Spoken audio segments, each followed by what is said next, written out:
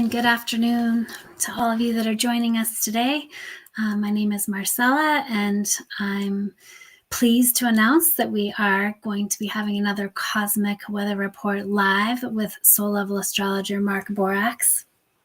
And I don't know about all of you, but it's been feeling good to have a new cycle beginning with the new moon in Taurus yesterday, and coming through this post-eclipse, which is what we talked about last month on the Cosmic Weather Report. And this month, Mark is going to be delving into more of what he sees in the cosmic weather, with a focus on the asteroids and the sort of lineup that is producing, which he's noting is sort of an inner, outer interplay. I'll say an outer interplay. And he's got a couple special announcements for you. So without further ado, I'll turn it over to you, Mark.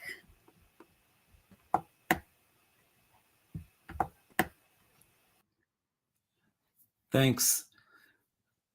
So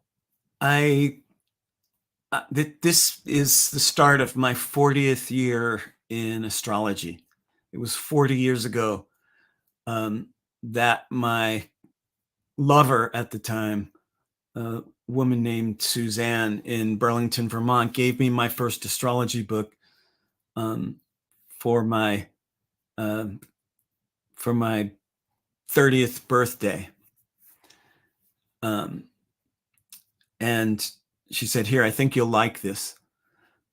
She might as well have said, "Here, I think you're going to make an entire life out of this," because it wasn't that I just liked it. It was As Above, So Below, Alan Oken's Complete Astrology. And the book so opened my soul into a whole new way of looking at things.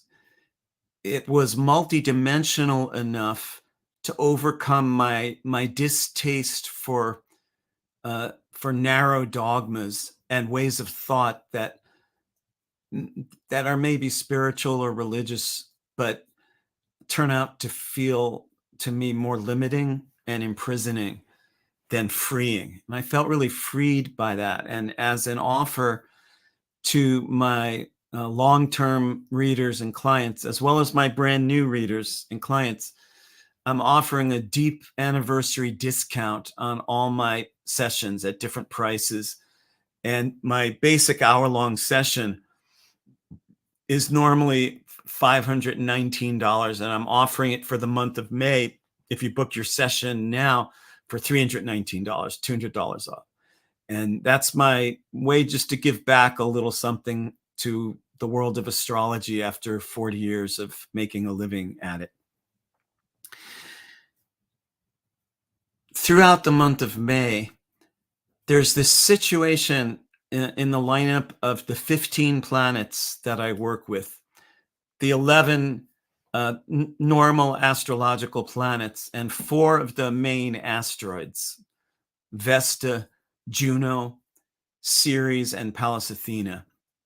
In which case, for just about the entire month of May, most of the time, the 4 asteroids are on one side of the sky and the 11 planets are on the other. This creates a powerful polarization. I know there are many different ways of looking at the asteroids in astrology, and the way that I was taught is that each of the 4 asteroids seduces us away from our truth until we get far enough away that our truth snaps on inwardly, such as someone who has spent many years in a marriage that's really dysfunctional or abusive. And they may have, some people spend years, some people spend decades in those kind of relationships. And not just a marriage, but things that are like a marriage, like an intimate friendship or business partnership, or even siblings, where something is not right in the connection. It's dysfunctional. It might be toxic, could be deadly. And instead of getting out, I see this all the time, and you've probably seen this too, maybe even about yourself. The person stays in, and yet at a certain point, an inner light switches on. That your friends were saying maybe you should get out. It had to be that the extent of how far you had strayed from your soul's truth got extreme enough to jerk you awake inside. And then you get out of the relationship, the marriage, the business partnership, the toxic friendship, whatever it is. And you're probably going to be less likely to get suckered back into that kind of a relationship if you really got the imprint, if you really got the message of how far this was from who you are and what you're here to do. So with 4 of the asteroids holding down half of the sky and the 11 traditional planets holding down the opposite half, we have a polarized situation where places you've gotten talked out of following your core truth are not going to be content to sneak around and tiptoe and hide. The friction, the conflict, the drama is heating up. And places where you are following the truth of your soul are getting amplified likewise, so that you should be receiving more support, drawing like-minded souls who are also seeing your deep truth at the same time that you're coming back to it. And so both sides of the story, the truth of the soul and the conditioned pathways away from that truth, they're both getting amplified and dramatized and exaggerated. You can see this on the world stage because the collective consciousness right now is starting to erupt. Being a child of the 1960s, a teenager in the 1960s during the revolution in consciousness, politically active, and hitchhiked. I hitchhiked from Connecticut to California when I was 16. A precocious, hyperactive, LSD taking poet activist. It's feeling to me right now like we're somewhere around 1967.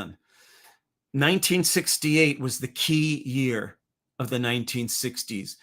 Most of the things that happened in the 60s that we remember with history and culture and media happened in 1968. And I don't think we're quite there yet. We may not fully be into 1967 either, but we're sort of like just into 67. And what I mean by that is campus unrest.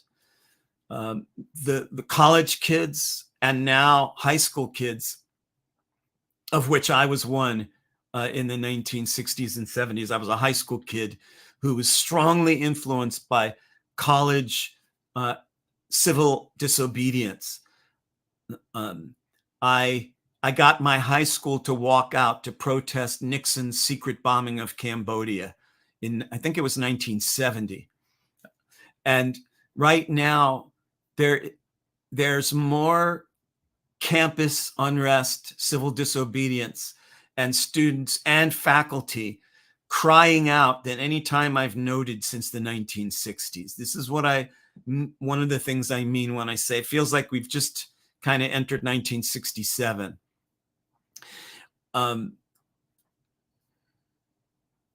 Some people, many people are afraid of this kind of rebellion and are putting the kids down, as being controlled by prurient interests. And to them, I say, what? As if the other side opposing them isn't being controlled by prurient interests? As if the intelligence agencies of the US government right now are not sending agents into the protests to claim to be on the side of the protesters and yet create violence that will then give the protesters a bad name, as if that's not happening, like it did in the 1960s when they tried to destroy the gay rights movement, the women's movement, especially the Black Panthers, and especially the anti-war movement. The CIA and the FBI sent long-haired, dope-smoking, free love fucking agents into the slums of Oakland and Chicago and Los Angeles and Detroit, who posed as protesters and wormed their way in order to then destroy the whole movement. So when people put down the kids that are protesting now and saying, oh, they all have the same tents, they couldn't have just decided this themselves, as if they're just fucking dumb because they're college and high school kids and they can't think for themselves by saying there's somebody buying them tents. What, you think the other side isn't doing the same thing? So right now, things like campus unrest, speaking out against the genocide of Palestinians, speaking out against oppression that is being cranked down now. We are living in a far more oppressed society right now than we were in the 1960s. Thought has been fenced in with electric fences that are patrolled by society's herd dogs to keep people from thinking for themselves, especially to keep thinking that anybody on the opposing side of an issue could have anything possibly worthwhile to say. The polarization has become extreme. The conditioning is being cranked down. Cops are busting the skulls of kids at Columbia University in New York City because they're scared shitless. They're trying to push for digital money. Surveillance capitalism is taking over. We are living in an age that has been labeled as post-journalism. A thing called advocacy journalism has taken over the New York Times, NPR, Washington Post, Fox News, and other outlets, where instead of presenting stories with at least a modicum of objectivity, the reporters at all those places and their bosses are now massaging the stories to be sure to get readers to think exactly the way they want them to. This is called advocacy journalism. The New York Times was exposed as being one of the source points of this new advocacy journalism during the Bernie-Hillary primaries for president of the US, in which Bernie Sanders would have 50,000 people come to his rallies, and Hillary Clinton would have 500 people. And the New York Times would make it look opposite.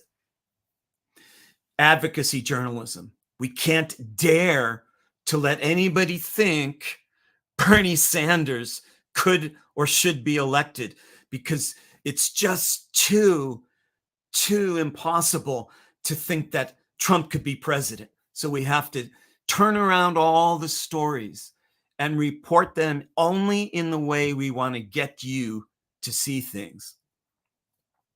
What I'm saying now is coming as no surprise to the current younger generations, teenagers, people in their 20s and 30s. They already know this. They don't even begin to look to mainstream media to get anything remotely resembling truth. But it's a revelation for some of the largest population demographics still in existence, which I'm part of, the baby boomers. those of us who have Pluto in Leo, are still waking up to how thoroughly government and media has been coerced by prurient commercial interests, corporate interests, and almost incapable of telling truth anymore. So at a time throughout this month, which I'm kind of relating to early 1967, when the 4 asteroids that tempt us away from our truth are opposing the 11 other planets, which are doing whole other things than that. Campus unrest is heating up. Lies are getting amplified. Distortions are getting pounded into us. The last thing the corporate bosses want you to do is to think for yourself, penetratingly, open-mindedly, to consider that maybe the person on the exact opposite side of an issue from you actually has something worthwhile to say. The idea that something free and authentic and real and soulful and loving can emerge from the current confusion of history. The human species has arrived at the make it or break it point. We either wake up or we die. We either transform or we disintegrate. We have any comments or questions?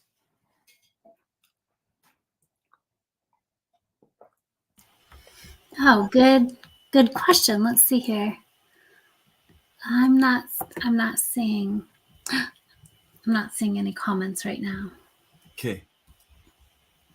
I'm curious though if this piece around the way that the asteroids are affecting things. I know that you've already commented on that, but I'm just really curious, in what other ways do you feel like that might show up for us as individuals? What? Say that again. I'm just curious with the placement of all of these asteroids and the way that it kind of creates that sort of chaos, that relationship between chaos and truth. If you just have any more that you might want to say about how that might influence and affect us as individuals.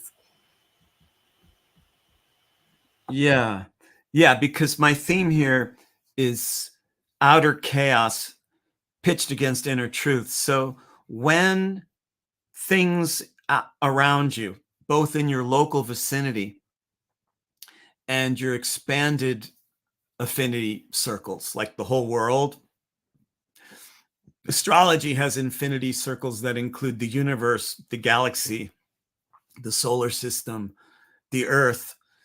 And in your immediate and expanded vicinities, first of all, it's important to call your relations, to call your relations, those beings, both in and out of the body, who are working with you to support your truth to flourish, to support your soul to thrive. Those beings in and out of the body who are supporting the human species to come back to truth and survive and thrive, it's important to call your relations. There's mystic and religious traditions that place power on the invocation, all my relations. All my relations is an invocation to summon those powerful beings that are both in human form and in human form but dead, and in the plant kingdom, in the earth, in the rocks, in the mineral kingdom, in the in-between spirits. when outer chaos and coercion and seduction turn rampant and crazy and dramatic like they are now, society's cracking open a volatile, chaotic but fermentive period, much better than being stuck and paralyzed. It's important for you to call your relations, for one way to answer Marcella's question of how's this going to come down personally for each of us. Each of the asteroids has their own domain. Vesta is the hard-won appreciation for common things, the sacredness of the ordinary. If your ordinary existence seems anything but being sacred right now, there's a summons for you to dig into that hard-won, well-earned sacredness of the ordinary. Ways that your ordinary nature seems far from sacred are warning points, signposts to turn around. Juno is the great awakening of how your personal skills and services were given to you by spirit in order to serve the collective need. That you are perfectly equipped. You have the right skills, consciousness, strengths, ways to look at things that were intended by destiny from before your birth to fulfill some collective need. Thank you for that comment, Carla Corsini, who sounds like she might be in Italy. Thanks for that vote of confidence. Places where your own personal skills and attributes and services are not lining up and giving anything to the collective need that you're receiving something equitable for, those are signposts. Those are warning signals. Ceres is recovering new meaning and value when old truth structures crumble. Recovering new meaning and value, gaining and recovering meaning and value as the old truth structures crumble. A lot of people are freaking out right now, and you kind of can't blame them. Like in the 1960s revolution, which I was very much a part of, we scared the shit out of parents and teachers and cops. I was hounded by parents and teachers and cops. You know, I was put in jail. I was beaten up. I was roughed up by teachers and gangs of people.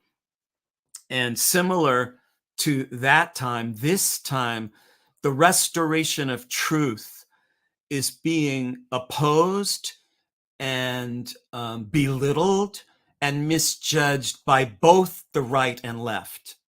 This makes this time much, much different than the 1960s. And so the recovering of meaning and value at a time when the old meaning and value is disintegrating, people are freaking out, feeling systems crumble, uncertain what to replace them with. Another similarity I feel with the 1960s revolution in consciousness is that we knew, some of us knew without a doubt back then, even though I was just a teenager, that the way things were being done had to go. The establishment had to go. The system was corrupt and corroded. We didn't know what to replace it with, though we had a lot of ideas of what to try. Similar to that time, once again, now, many people, along with myself, are having the realization the system has to go. It is defunct, dysfunctional, bankrupt, obsolete. The system of government, the system of economy, the system of media, and the opposing forces know that the restlessness is growing and are cranking down really hard with surveillance capitalism, ways to monitor every one of us and control us like a cashless society. Similar to the 60s, many of us are having the realization the way things are being done is deadly, toxic, delusional, psychotic. The people in power are psychotic, insane. And it has to be replaced, but similar to the 60s, actually even more so than the 60s, it's almost impossible to know what to replace it with. At least back then, we had a lot of radical ideas, people leaving the cities and moving to communes and growing their own food. So I feel empathy with those people that are really freaking out right now, because I don't know what to replace it with either, except other than love and truth and authenticity. Pallas Athena is the fourth asteroid that I work with. And Pallas is the deep discovery journey to integrate what was previously banished. The deep discovery journey to integrate what was previously banished. So Pallas is tumbling us down into Alice's rabbit hole, where we get smaller and things get bigger, and we get bigger and things get smaller, and people run around with their heads cut off. It's a real Lewis Carroll magic mushroom hallucinogenic period in history, in modern history. It takes a deep journey to discover what we previously banished as individuals, in our genders, in our lives, our religions, our society, in our families, in our race, in our personal biography, in our species.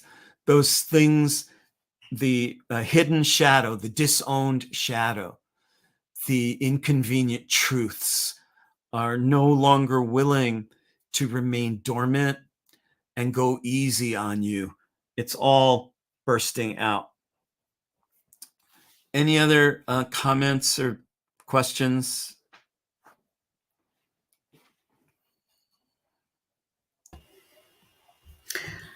There's no specific comments out here. I just posted one of your quotes from your report. I just thought it was, so beautiful, where you wrote, "You may need to dig deep and find other people with open minds and penetrating insight to blaze through the bullshit, but it's so worth it that the fate of our world depends on it."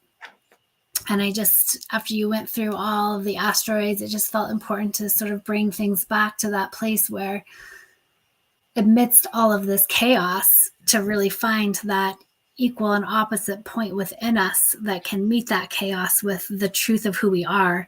And that it's one of the few things that help me make sense of these times. So I just wanted to thank you so much for finding such a beautiful way to catalyze the movement towards the light through that kind of distinction. Well, thank you. And maybe what I'll do is I'll share the last 3 written paragraphs of the current cosmic weather report. Okay.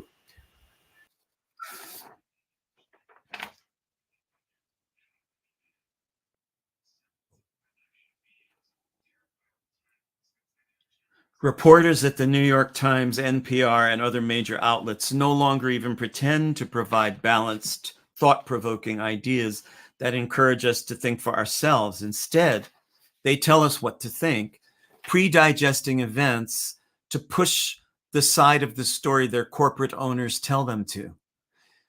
Advocacy journalism makes it all but impossible to consider the missing pieces or the idea that folks on the other side of the fence might have something worthwhile to offer. Like rabid sports fans glorifying the home team and demonizing the visitors, national politics has gotten drained of meaning beyond the corporate need to sell information and get us to think exactly what they want us to.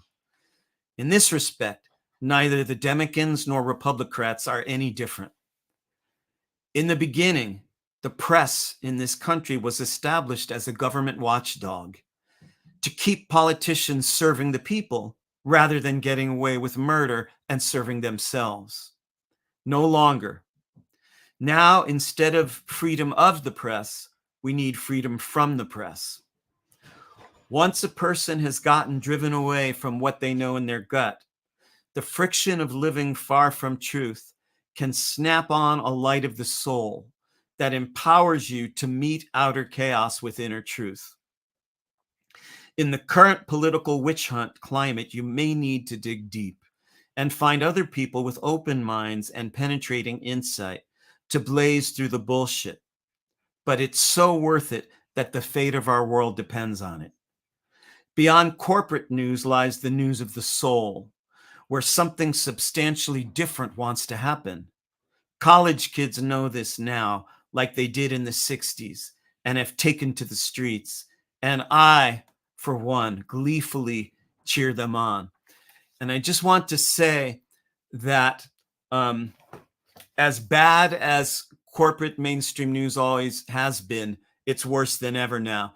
In the 1960s, CBS News, major television network, allowed Walter Cronkite, the most trusted man in America, to come on the air and say to all of America and the world, Vietnam is a war that we cannot win. Whoa. Can you imagine that moment? It's laughable to think of Biden or Hillary, let alone Trump, coming on the network major news channel in American homes at dinner time and saying, Ukraine and Palestine and all the other wars we're secretly waging can never be won. The network news and the mainstream news was nowhere near taken over and co-opted to the extent that they are now if they let Walter Cronkite come on the air and say, we got to get out of Vietnam. And right after that, we did. That was the power of the media. Thank you for joining Marcella and I for today's CWR Live, the Cosmic Weather Report for Wednesday, May 8th, Year of the Dragon. Asteroids opposing planets, outer chaos pitched against inner truth. Thank you very much. Yeah, thank you so much, Mark. I just want to make a quick announcement to remind folks that Mark's most recent book, The Ruby Heart of the Dragon, Sun Signs for Our Times, is still out there and available. So for those of you that might be weaving in for the first time and you haven't gotten his book, you can get it through most major booksellers and on Amazon. And it really is a beautiful rendition of the zodiac where Mark goes through and really susses out points around each of the signs that often fail to get recognized through traditional astrology. So I just want to put in a little plug if you haven't read his book to get it. Voila. Thank you, Mark, for showing it. I do love seeing the contrast of colors, actually. Yeah, and thanks again for the beautiful report. I know it can sometimes feel like we're beating a dead horse with some of our criticisms of the politics and the media of the day. However, it does feel essential to be able to point out that one, thankfully the systems are falling apart and people are uprising in different ways. And also it is a very difficult time for so many that are actually having to undergo all the suffering that comes with it. So on that note, I just want to thank all of you for joining us. Thank you so much, Mark, for weaving in your unequivocally committed dedication to the soul that you've walked through since the 60s. It is always nice to see that not everybody that is your age is so pro-war. So I just want to respond. Gail Elliott says, as a person of the 60s, I too see the recurrence in these times with no platform or openness for discussion. As you say, it is hard to find a political platform. We need to support truth and heart-centered actions. How is another question. Who will speak the truth? Certainly supporting young revolutionaries. And I hear you, Gail. The time is at hand. Uh, the times are changing once again, to quote Bob Dylan, who was the main prophet of the last time the times were changing.